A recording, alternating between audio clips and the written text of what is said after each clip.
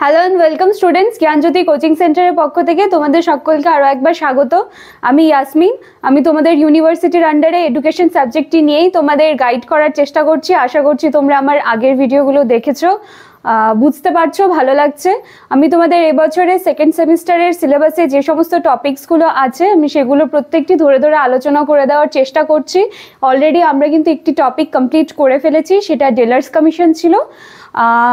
এর আগের দিনের ক্লাসে আমরা একটি নতুন টপিক স্টার্ট করেছিলাম, সেটি ছিল শিশু কেন্দ্রিক শিক্ষা।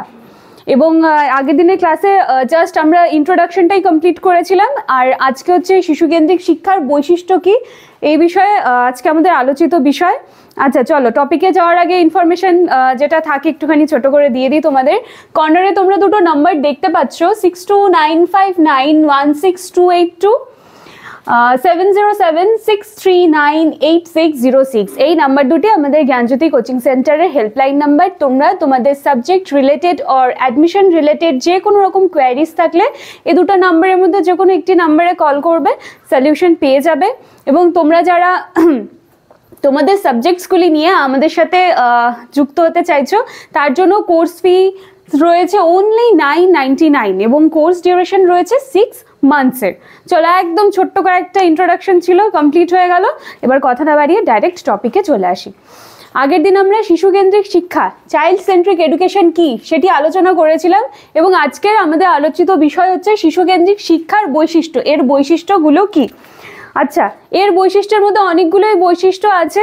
ডিটেলস তো আমি যেটা বলেই আসি, ডিটেলস তোমরা নোটসে সব পেয়ে যাবে। আমি কিছু কিছু বৈশিষ্ট্যগুলি আলোচনা আজকে করে দিচ্ছি, ঠিক আছে?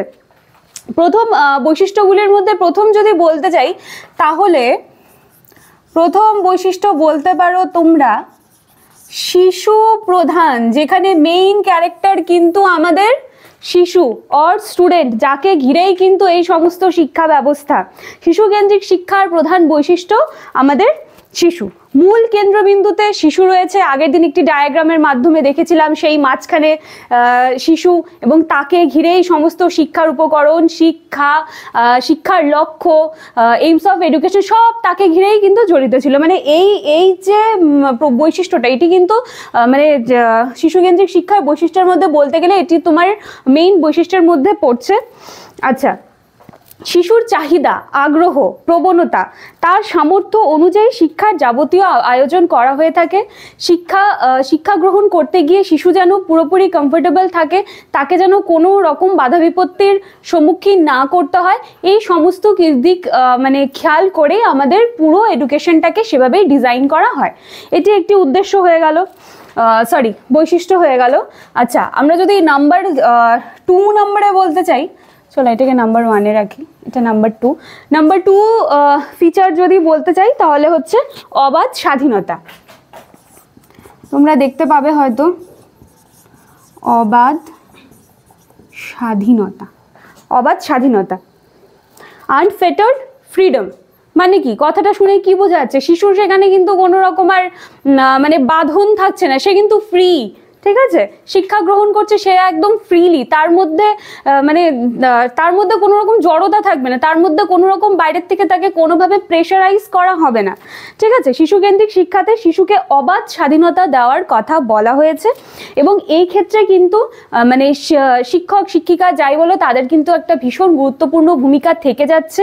কারণ একটা বাচ্চা মানে প্রথম যখন বলতে পারো যে তার মধ্যে মানে প্রত্যেকটি বাচ্চার মধ্যে কিন্তু কিছু সুপ্ত সম্ভাবনা থাকে এবং বাড়িতে বাচ্চা শিক্ষা পাচ্ছে, কিন্তু সে যখন বিদ্যালয়ে আসছে, স্কুলে আসছে, তখন কিন্তু সেই যে কিছু একটা সময় দিনের কাটাচ্ছে, সে কিন্তু নিজের শিক্ষক শিক্ষার্থীদের সাথে কাটাচ্ছে। সেই সময়টায় এসে সে যেন নিজেকে কোনোভাবেই মানে কি বলবো, কোনো জড়তার মধ্যে যেন না রাখে। সেই সময়টার মধ্যে একটি নতুন পরিবেশে এসে টিচার্সদের সাথে যেন সে ওই মিলেমিশে যাওয়ার যেন সেই স্বাধীনতাটা পায়। তো এই ব্যাপারটা হচ্ছে সেটাই, অবাধ স্বাধীনতা। 3 নাম্বার বলতে গেলে সৃজনশীলতা, এখানে লিখছি, হ্যাঁ, সৃজনশীলতা, যেটাকে কি বলবো আমরা, ক্রিয়েটিভিটি বলতে পারি। দেখো এই জিনিসটা কিন্তু ভীষণ গুরুত্বপূর্ণ একটা বিষয়। আগেকার দিনে এই জিনিসটাকে সেভাবে মূল্য দেওয়া হতো না, এখন কিন্তু মানে সবাই বলতে না পারলেও মানে কিছুজন আছেন যারা এই জিনিসটাকে ভীষণ গুরুত্ব দেয় এখনকার দিনে, বিশেষ করে বাচ্চাদের ব্যাপারে।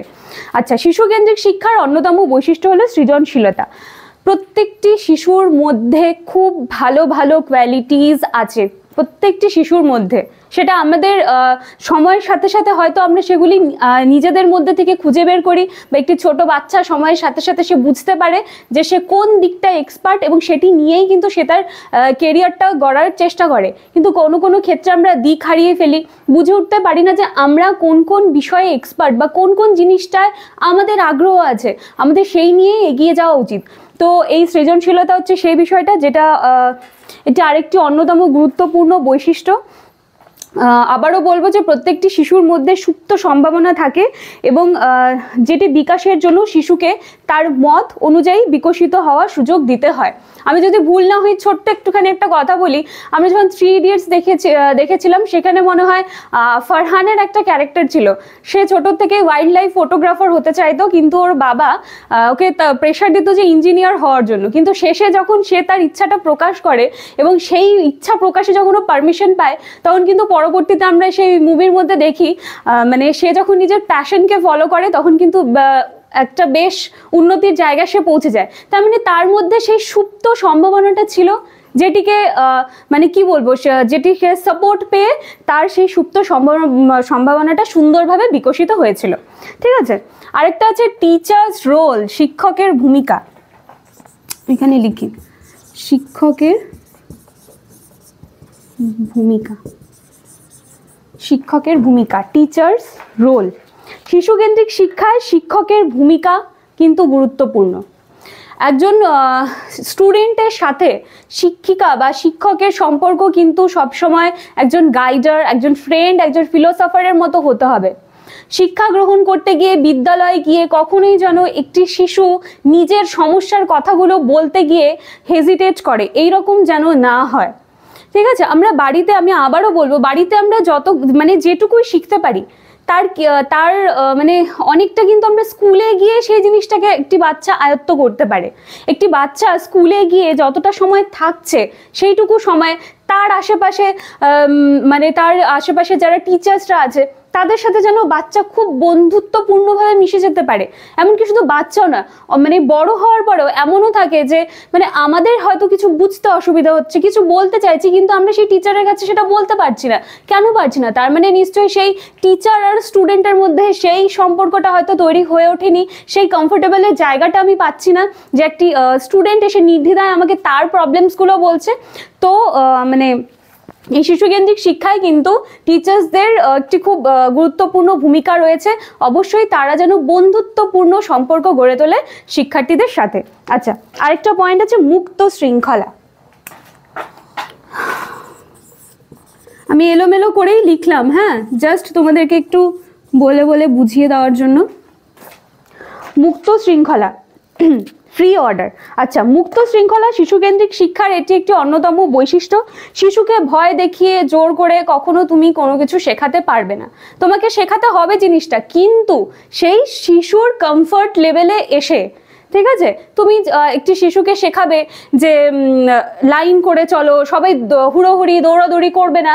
এটি কিন্তু তুমি বকা দিয়ে তুমি যদি ওকে বারংবার বলো যে এই তুই হুড়োহুড়ি করবি না, লাইন করে যাবি, কোনো শিশু কিন্তু শিখবে না। তোমাকে সেই শিশুর কমফর্ট লেভেলে এসে সেভাবেই শেখাতে হবে যে আস্তে ধীরে সুন্দর করে লাইন করে করে যেতে হয়।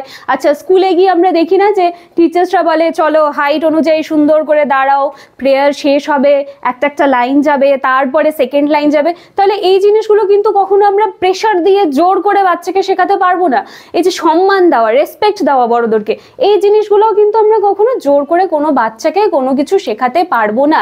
সব সময় আমাদেরকে সেই বাচ্চার কমফর্ট লেভেলে এসে তাকে শেখাতে হবে। ঠিক আছে, এটা হলো মুক্ত শৃঙ্খলা। আরেকটি থাকলো আমাদের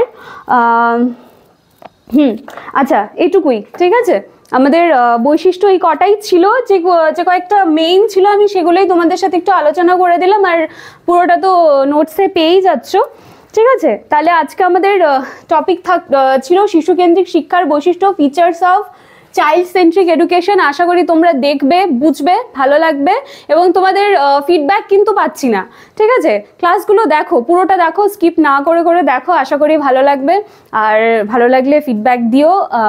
ব্যাস এইটুকুই, চলো, থ্যাংক ইউ।